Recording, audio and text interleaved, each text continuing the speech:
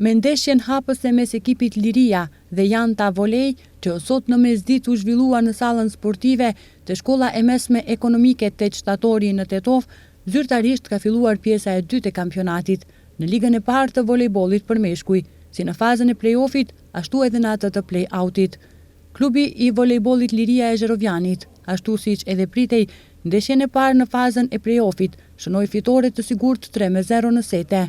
25-16, 25-14 dhe 25-18, që shënon qartë në lojën e mirë të ekipit nga Zherovjani. Trejneri i ekipit, Sadik Ferati, pas ndeshjes u shpreh i kënaqur me lojën dhe angazhimin të gjithë lojtarëve të tij, duke shpresuar se Liria do të mbetet në pozitën e parë në këtë fazë të garave.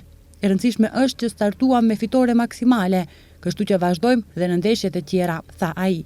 Ndeshjet tjera të javës së parë në fazën e play-offit dhe play-outit zhvillohen në orët e mbrëmjes të ditës së sotme, ndërsa ndeshja me Strumicës dhe Universitetit të Tetovës është anuluar.